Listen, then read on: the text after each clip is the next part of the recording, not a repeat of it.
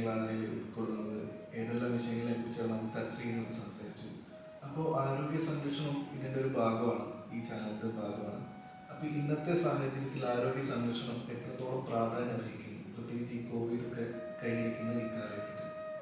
വളരെ വളരെ നല്ലൊരു ക്വസ്റ്റ്യനാണ്, പ്രത്യേകിച്ച് കേരളത്തിനെ പറ്റി സംസാരിക്കുമ്പോൾ. ഇപ്പോൾ ശ്രദ്ധിച്ചു കഴിഞ്ഞാൽ ആയുർവേദം വളരെയധികം പ്രാധാന്യമുള്ള ഒരു സബ്ജക്റ്റാണ് കേരളത്തിൽ.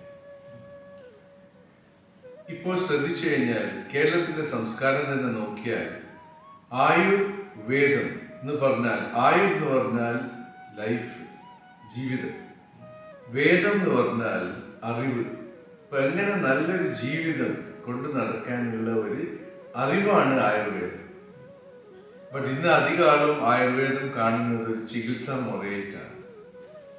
അപ്പൊ ഞങ്ങൾ മനസ്സിലാക്കേണ്ടതെന്ന് വെച്ചാൽ കേരളത്തിന്റെ സംസ്കാരം, സമ്പ്രദായം ആയുർവേദമാണ്. മീൻസ് നല്ല ലൈഫ് സ്റ്റൈൽ.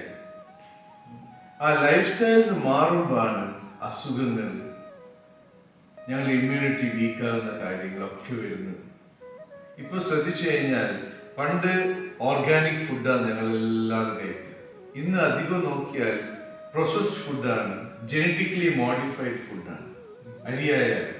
അപ്പോൾ അങ്ങനെ ഞങ്ങൾ കഴിക്കുമ്പോൾ ഞങ്ങളുടെ ശരീരം അത് ഉൾക്കൊള്ളാനുള്ള ഒരു കഴിവില്ല.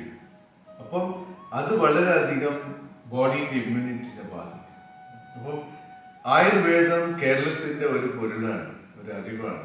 അത് എത്രത്തോളം ഞങ്ങൾക്ക് വികസിക്കാനും മനസ്സിലാക്കാനും ചെയ്താൽ ശരീരത്തിന് ഇമ്മ്യൂണിറ്റി വരും, അസുഖങ്ങൾ കുറയും. മനസ്സിലായി? സോ ഇനിയുള്ള എപ്പിസോഡ്സ് നമുക്ക് കൂടുതൽ ഇതിനെപ്പറ്റി സംസാരിക്കാം.